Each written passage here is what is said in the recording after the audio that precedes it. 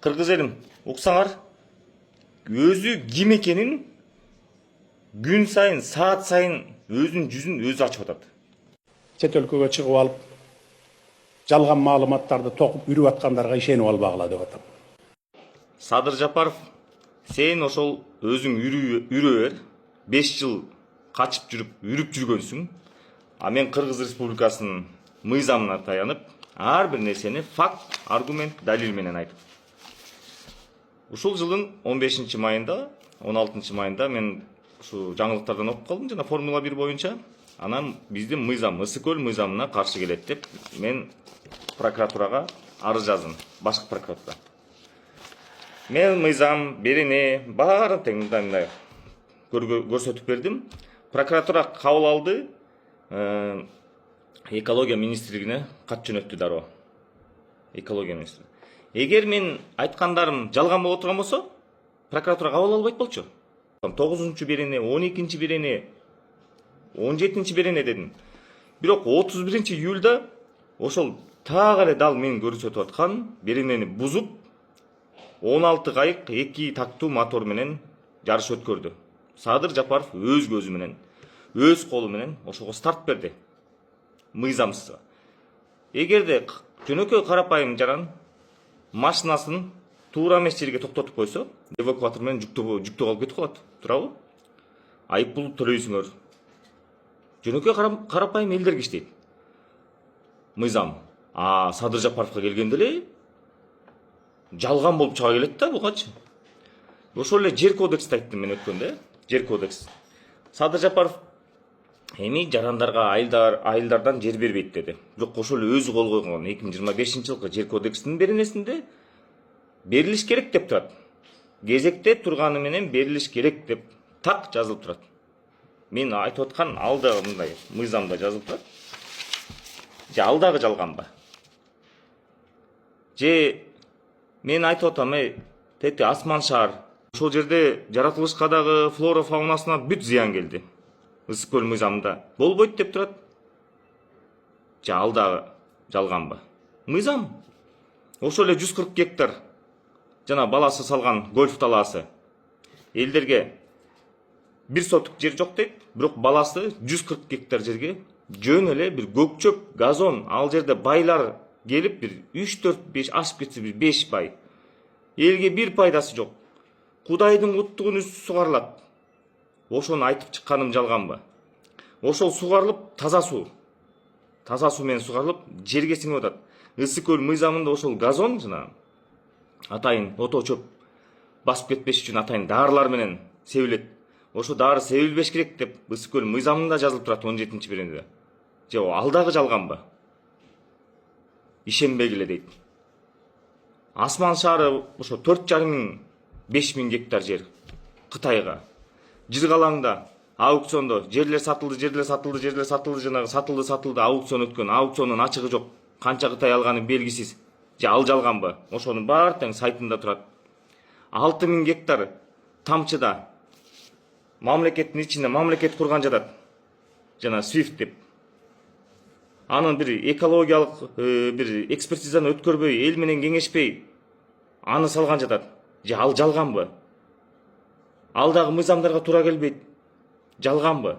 Анын баары чында. Ошонун баары эле мондай кагазда жазылып турат да. Ошону эле айтып бере атабыз. Кумтөр боюнча.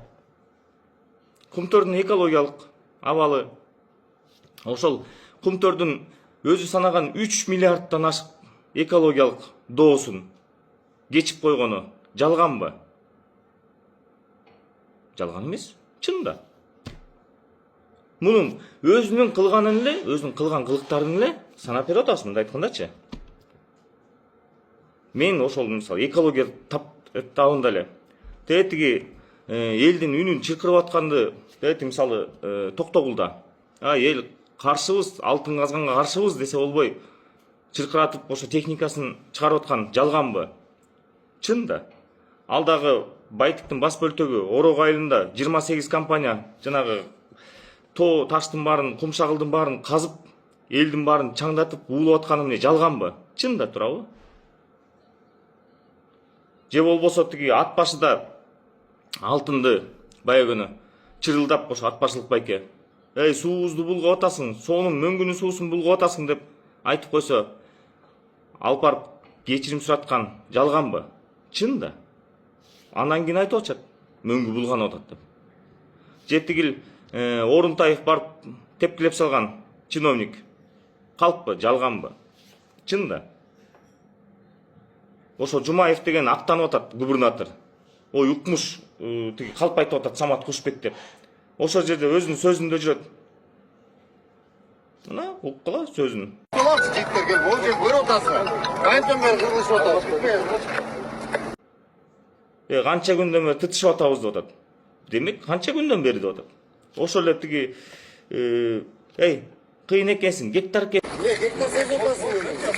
Андай эсиме келип, шуңгу, оңой бача кандай жашап. Бүт бандиттердин сөздөрү да. Ошол айткандары өздөрүнүн өздөрү жалган болуп. Мына Садыр Жапаровдун чиновниктери. Бул Садыр Жапаров силерди түздөн түз Кытайга жетелеп баратат. Калп айтса да калп айтпайт дейт. Мага не деген маалыматтар келип атат? Дей койчу. Кредит айланайын, азыр бир үйдө 5 кредит бар экен. Эгер эл укмуш өнүгүп жашап атса, элдин курсагы ток болсо, кредит алмак беле? Албайт болчу. Бул Садыр Жапаровдун жанындагылар, мамлекет кызматчылар деле бар эмес, ал жана тиги мындай пара сара менен иштегендер, ошолор эле жыргап атат. Кечеки жана эмне ырыс ордо жүрөт, баары шакарап болуп. Шакарап аралаш бүт ботко. Коррупционер деле жүрөт, тиги соттолгон деле жүрөт, соттолбогон деле жүрөт дей койчу, жана саясатта жүргөндөрдү айтып атабыз, саясатта жүргөндөр.